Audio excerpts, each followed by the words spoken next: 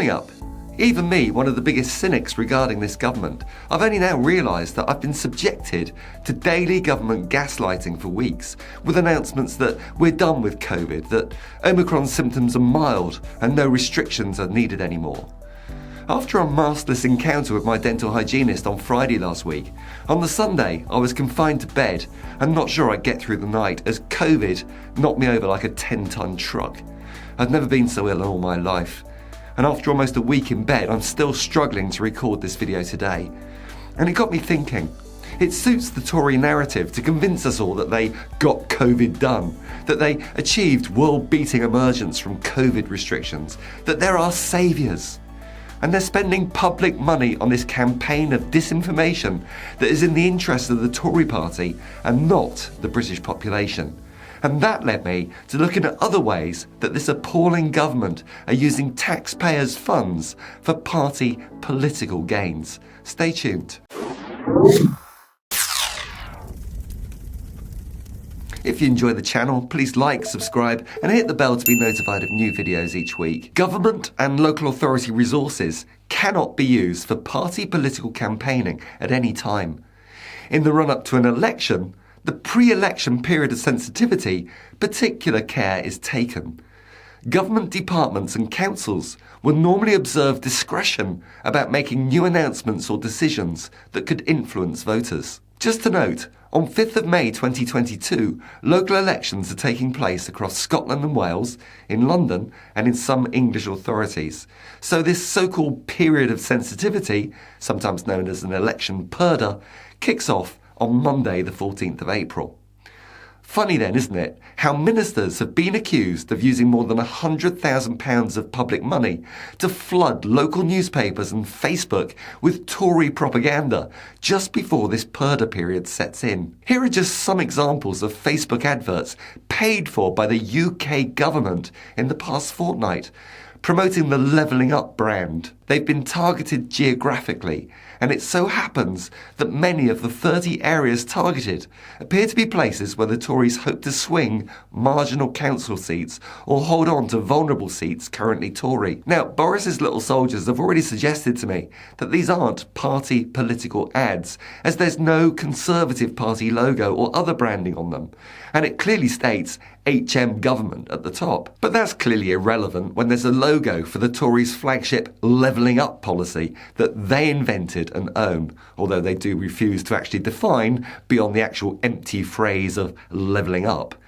You might say levelling up means levelling up, in just the same way that Brexit means Brexit. The government has also used public funds to pay for wraparound adverts that are designed to look like independent editorial to cover the front page of certain local newspapers.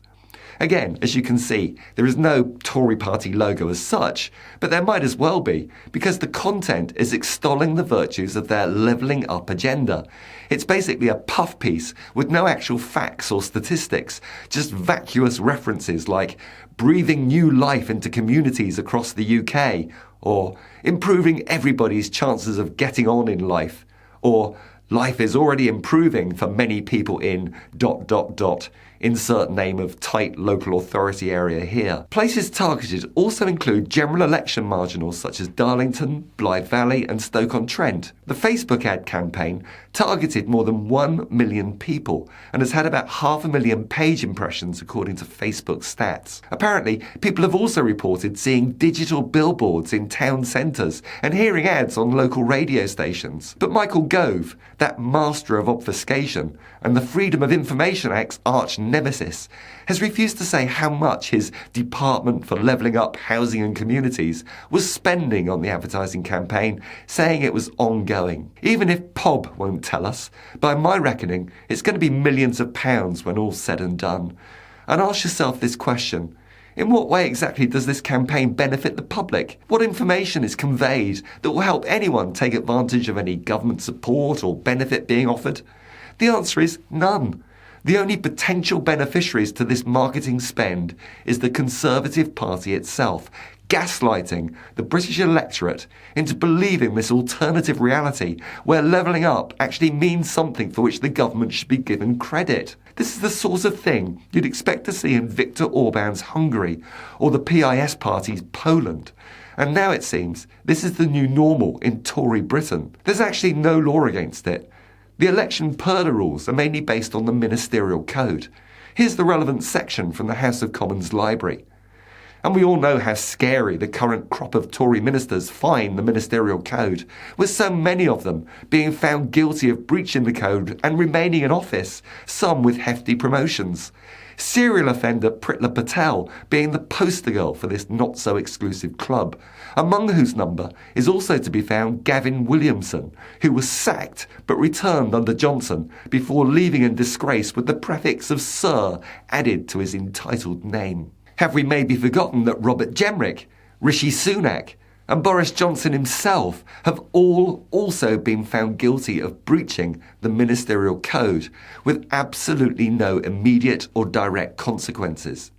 No wonder that the situation angers opposition MPs, as they have little power to do anything about it because of the ministerial code's lack of teeth. Lisa Nandy, the shadow levelling up secretary, said, "There are serious questions to answer when ministers who can't find any new funding for their flagship levelling up policy can suddenly find bags of public money for Conservative propaganda ahead of the local elections." Yeah, she may cheese off my Scottish indie friends, alongside me and all my ultra-Remainer friends, but our Lisa can hit the nail on the head sometimes. But more seriously, this brings me to my last point.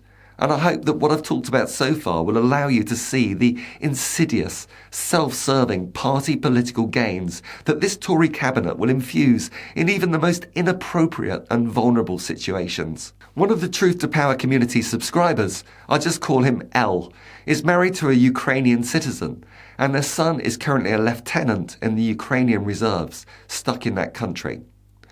Elle has been kind enough to keep me informed about progress on applying for a UK visa for his son. They have now received this initial permission for him to come to England, which of course means nothing until the war has ended, as he's engaged in the conflict and required to stay for the war. But even then, there have been reports of other Ukrainians holding this letter being turned back at the UK border. But whatever, let's take it for what it is. Initial permission for a Ukrainian citizen to come to join their family in the UK as a waiver to the usual draconian and inhumane immigration policy imposed by this UKIP-like government. Great. But take a look at this message from the HM government, proudly carrying the smirking faces of both Pob and the Pritla. Hopefully, your average Ukrainian refugee will take this letter at face value. And although you and I know the true lack of compassion and the true nature of the souls behind those smirks, perhaps these people seeking sanctuary will actually find those smiling faces welcoming and reassuring. To me, there is no need to personalise this letter in a way that suggests that the offer of sanctuary is a personal gift from Gove, Patel, and by association the Tory party. No need, that is, unless you want to extract personal or party political gain from a policy that was the very least that any civilised country could have offered, and a policy that Gove, Patel and the rest of this shambolic self-serving government had to be hounded, pressured, pushed and eventually forced into reluctantly implementing, and which they continue to frustrate through either incompetence or through inventing new hoops for applicants to jump through. I wish L all the best in his eventual attempt to extricate his son from Ukraine.